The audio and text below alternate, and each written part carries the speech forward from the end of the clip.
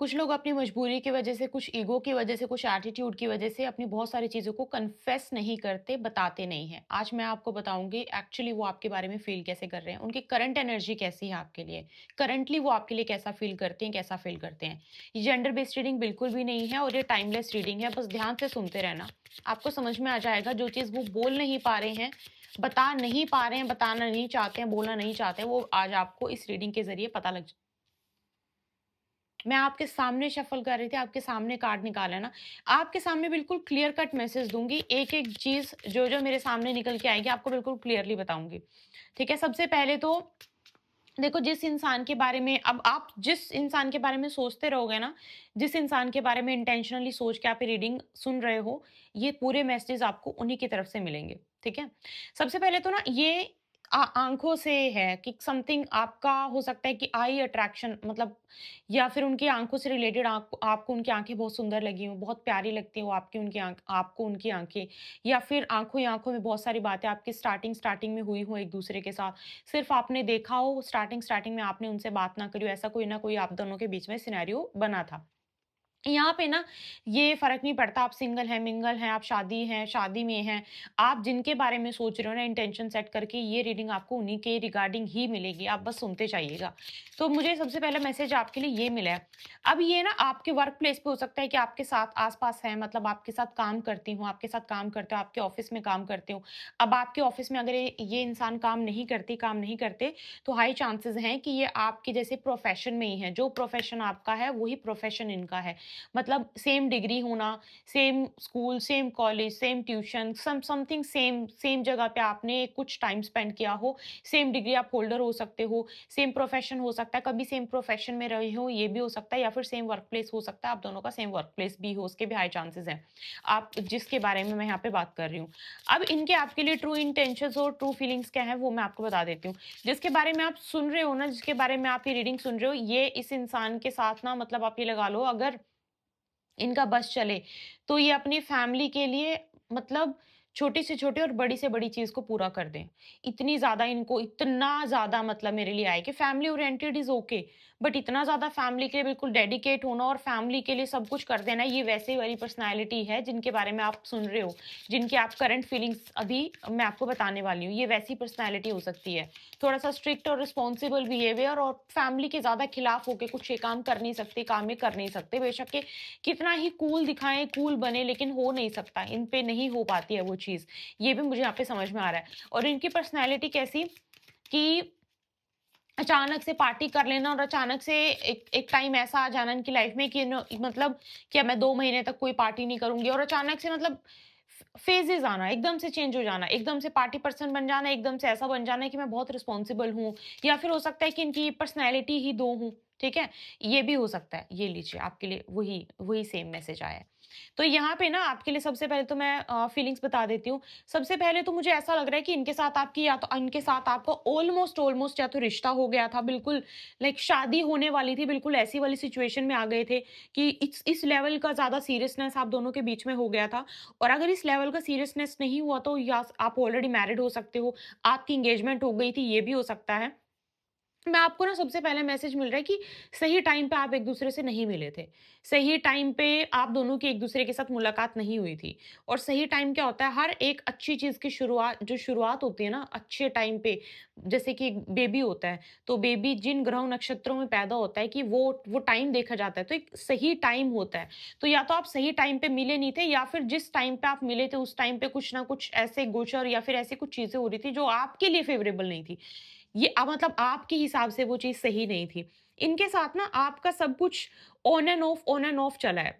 बिल्कुल स्मूथ तो कुछ बिल्कुल भी नहीं। ऑन एंड ऑफ भी किस लेवल का, और जब ऑफ हुआ होगा मतलब बातें कम हुई होंगी, बातें होनी बंद हो गई होंगी, उसका कहीं न अन्य आपको अभी तक आपको क्लैरिफ़िकेशन नहीं है कि आप दोनों के बीच में बातें होना बंद क्यों हुई थी। अभी तक आपको कन्फर्मेशन नहीं है कि आप दोनों के बीच में झगड़े का कारण क्या था या फिर बात ना होने का कारण क्या था या फिर एक-दूसरे से दूरी बन जाने का कारण क्या था, आपको अभी तक कन्फर्म नहीं है। शायद आपके माइंड में कोई और क्वेश्चन हो, कोई और चीज़ हो कि इस वज़ह से चीज़ें खराब हो गई, लेकिन कुछ और रीज़न हो सकता है। तो आपके बीच में ना आप तो छोटे से बड़ा बनाने में लगे हुए थे। आप जैसे कि रिश्ता और बड़ा बने, और ज़्यादा चीज़ें हों, रिश्ते में और ज़्यादा ग्रोथ हो, और ज़्यादा क्लैरिटी हो, आप इस चीज़ में लगे हुए थे, और जो कि मुझे बिल्कुल क्लियर कट दिखाई दे रहा है। आप ऊपर की तरफ ही जा रहे थे। आपको बिल्कुल क्लियर था कि आपको शादी करनी है, आपको सेटल होना है। उसके बावजूद भी पहली बात तो अगर आप मैरिड भी हो ना, उसके मैरिड होने के बाद भी ना आपके मन में बहुत सारे इल्यूज़न आना, बहुत सारी चीज़ें होना कि यही वो इंसान है जिसके साथ मेरी शादी होनी चाहिए थी, यही वो लड़का है, यही वो लड़की है, क्या ये शादी गलत तो नहीं होगी? इवन आफ्टर बीइंग इन अ अच्छी मैरिज ऑल्सो, अच्छी मैरिज मतलब इन अ गुड मैरिज, उसके बावजूद भी आपके माइंड में ये क्वेश्चन बार-बार आना, और क्योंकि तभी आप ये रीडिंग सुन रहे हो कि आपके मतलब उनके मन में आपके लिए एक्चुअल फीलिंग्स क्या हैं। उनके मन में ना आपके लिए एक्चुअल फीलिंग्स भी इल्यूज़न वाली हैं, अभी मैं आपको ये बता दूँ। उनके मन में भी बहुत सारी चीज़ें ऐसी हैं जो उनको झूठ पता है, सच्चाई उनको भी नहीं पता। उनको हो सकता है कि आपके बारे में आप जैसे हो भी नहीं वैसी चीज़ पेश की हो, आप जैसे हो भी नहीं, आपने जो किया भी नहीं वैसी चीज़ें उनके सामने रखी गई हो, दिखाई गई। कुछ मुझे झूठ, इल्यूज़न, मैनिपुलेट करके सामने रखना, चीज़ों को दिखाना, बताना, ये सारी चीज़ें, ये ऐसी कुछ चीज़ें हैं जो उनके सामने उनके माइंड में डाली गई, या फिर उनके माइंड में अभी भी हैं आपको। अगर आप शादीशुदा हो ना, तो भी मैं आपको बता दूँ, तो भी आपके पार्टनर के माइंड में ना आपके लिए कुछ ना कुछ ऐसी चीज़ें हो सकती हैं, जो कि सच नहीं हैं। और वो आपके साथ डिस्कस भी नहीं कर रहे हैं, डिस्कस भी नहीं कर रहे हैं। मैं आपको बिल्कुल सीरियसली बता रही हूँ, यहाँ पे मुझे ऐसा मैसेज आपके लिए मिल रहा है। और हो सकता है कि आपके स्पाउस का जो बर्थडे है, हो सकता है कि वो 15 को आता हो, 13 को आता हो, 4 को आता हो, जून, जुलाई इम्पोर्टेंट हो सकता है, या फिर ये मंथ्स आपके लिए इम्पोर्टेंट हो सकते हैं। हो सकता है कि आपके जिनके बारे में आप सुन रहे हो, 10 तारीख उनके लिए इम्पोर्टेंट हो सकती है। आपसे ऐज में या तो 3-4 साल बड़े हो सकते हैं, 3-4 साल छोटे हो सकते हैं, दोनों दोनों सिनेरियो में से कुछ भी हो सकता है, ठीक है? 1 तारीख हो सकता है 19, 18 तारीख, जनवरी का महीना, अक्टूबर, अक्टूबर मंथ, ये कुछ डेट्स और वो हैं जो इम्पोर्टेंट हो सकते हैं फॉर यू, फॉर देम। और ये जो जो जिस कनेक्शन के बारे में आप सुन रहे हो ना, मुझे बोलने की, मैं आपको सच बता रही हूँ, अभी मेरे सामने जो चीज़ मैंने आपको बताया, that was not in the card, that was in the energy. और वो चीज़ ना 1 बार, 2 बार, 3 बार, 4 बार, 5 बार अगर हम कार्ड्स में भी निकालते रहेंगे ना, वो कार्ड्स में भी सेम एनर्जी निकलती रहेगी। इसीलिए मैंने बोला, देखो हाई चांसेस हैं, अगर आप किसी के साथ सेपरेट हुए थे ना, या फिर किसी के साथ आपकी कुछ मिसअंडरस्टैंडिंग होना, क्लैरिटी ना होना, या फिर हस्बैंड के साथ रह के भी वो वाली शादी को एन्जॉय ना करना, या फिर हस्बैंड या वाइफ की तरफ से कुछ ना कुछ ऐसा आपको फ़ील होना, कुछ ऑफ फ़ील होना, उसके हाई चांसेस हैं कि आप दोनों में से किसी एक के माइंड में, किसी एक के दिमाग में कुछ इल्यूजन, कुछ मैनिपुलेटिव चीज़ें, या फिर एक्चुअल में कुछ मैनिपुलेट किया हो, एक्चुअल में कोई चीज़ें डाली गई हों, ठीक है? और ये कोई भी हो सकता है, मैं बोलना नहीं चाहती, आपने देख ही लिया कार्ड, ये कोई भी हो सकता है। तो यहाँ पे ना उनके माइंड में जब आपके बारे में क्लैरिटी नहीं है, आप हो कैसे, एक्चुअल में उनके माइंड में ये चीज़ क्लियर ही नहीं है। उस चीज़ के ऊपर, आपकी एक्चुअल पर्सनैलिटी के ऊपर तो बहुत सारी चीज़ों को बोलते हैं ना कि पोत दिया गया है। बिल्कुल उसको ऐसा कर ढक दिया गया पूरा कि वो दिखे ना, आपका प्यार दिखाई ना दे, आपकी केयर दिखाई ना दे। आप शादी करना चाहते थे, वो दिखाई ना दे। बाकी की चीज़ें ज़्यादा उसको हाइलाइट कर दिया गया किसी और के द्वारा। ये मुझे यहाँ पे दिखाई दे रहा है। और एक बहुत ही सेल्फिश किसी ने बहुत सेल्फिश होके ये चीज़ को प्रोसीड किया, इस चीज़ को करने की कोशिश करी और किया भी है एक्चुअली।